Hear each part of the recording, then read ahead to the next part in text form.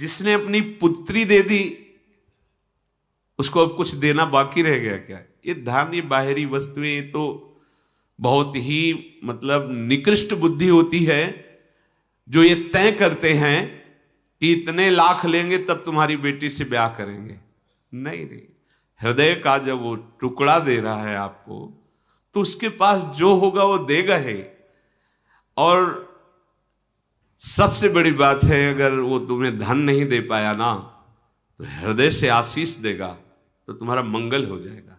अगर तुम किसी को इतना प्रताड़ित करके कि अब बेटी तो है, ब्याह तो करना ही है, वो चाहता है कि मैं अच्छी जगह, अपने से अच्छी जगह ब्याह करूं, मेरी बेटी सुखी रहे, और उसके लिए अगर दहेज का ऐसा प्राविधान कर दिया कि वो टूट गया, उसको वो ठीक नहीं है।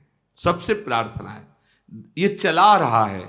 दहेज का मतलब है कन्या के सुख के लिए सहर्ष जो माता पिता प्रदान करते। कोई ऐसा माता पिता नहीं है जो प्रदान ना करे। जब पुत्री प्रदान कर रहा है तो उसके पास जो है तो प्रदान करेगा ही।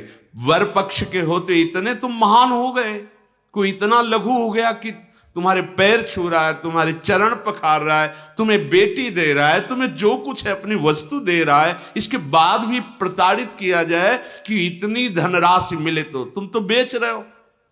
तुमसे महान तो वह जो दान कर रहा है, तुम्हारे लिए कन्यादान सबसे बड़ा दान कर रहा है। अरे उसकी तरफ देखो।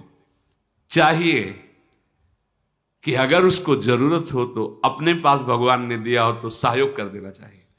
तुम बेटी की तरफ से तैयार ब्याह की व्यवस्था करो, हम अपनी बारात की व्यवस्था खुद कर लेंगे, कोई जानेगा नहीं, तुम्हारी तरफ से ही होगी। ये संबंध होते हैं। पर यहां तो अब ऐसा चलने लगा है कि पहले तय हो जाता है, जैसे कोई सामान बेचनी ना, कि इतना, ये एक कार, घर में साइकिल भी नहीं चलाई, साइकिल भी नहीं चलाई, और एक कार, अब वो लड़की वाला है ना बेचारा, एक कार इतने लाख रुपए है, इतना ये मतलब लड़का पैदा हो गया तो मानो उनकी सिद्धियां पैदा हो गई हैं इसी से। फिर क्या होता है, कलह या शांति और वो क्रूरता उस घर में छाती है, सुख नहीं मिलता। प्यार से अगर वो जो भी है दे रहा है, इसके बाद आपके चरण पकड़ रहा है, अपनी कन्या अर्पित कर, इससे बड़ा क्या होगा? थोड़ा बुद्धि से विचार कर देखो। केवल वो लड़की है इसलिए वो दैन्य हो रहा है, और केवल आपका लड़का है इसलिए आप इतने गर्व में हो रहे हो कि उसके ऊपर ऐसा बोझा रखते। इतना नहीं तो ब्याह नहीं हो पाएगा। जाइए, चाहे जितनी सुशील पढ़ी लिखी लड़की हो, तुमने नहीं देखा ये बात, तुमने ये देखा कि इतना धन दोगे तो ब्याह हो सकता है, अन्यथा नहीं। नहीं भाई, धन कोई चीज नहीं है। वो सुशील दैन्य भाव से माता पिता परिवार को सजाएगी आकर के, बहुत बढ़िया है।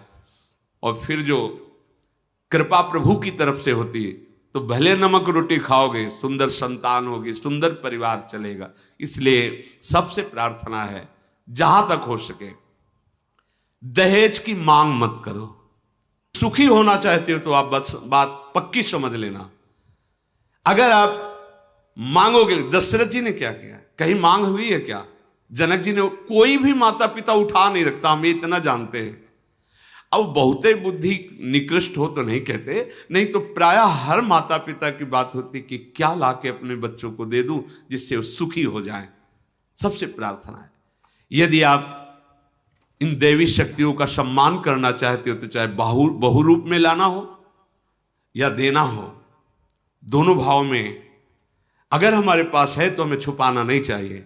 अच्छे से अच्छे सुख सामग्री बेटी को देना चाहिए। अगर वो बेटा होती तो अपनी संपत्ति का अधिकार प्राप्त करती, हमें देना चाहिए। उधर से चाहिए वर पक्ष से कि जो वो दे दे वो उसकी बात है, मैं उसके जिलाए थोड़ी जीऊंगा। हमारे प्रारब्ध में जो हमारी प्रयत्नशीलता से संपत्ति, उससे वो अपनी पुत्री दे रहा है, काफी है इतना। बस ये देखना है कि हमारे परिवार के योग्य परिवार है, बस इतना स्वीकार करना चाहिए। इसलिए सत्संगी जिनके कान में आवाज पड़ती हो, इस बात का, इस धर्म का आदर करो कि आप अपने अनुकूल बेटी देख लो, ये तो ठीक है, पर अनुकूल धन मिले ऐसी चाह मत करो। अगर बेटी आ गई और पुत्र पवित्र पैदा हुआ तो कितना धनी हो सकता है, कितना आपके कुल को पावन कर सकता है। और धन आ गया और मूर्खता या ऐसी संतान हुई जो जीवन भर तुम्हें कोसती रहे, जलाती रहे, ऐसे आचरण करे जो ऊपर पुरखे हैं वो भी नरक चले जाएं। सावधान। भगवान जब कृपा करेंगे तो निहाल हो जाओगे।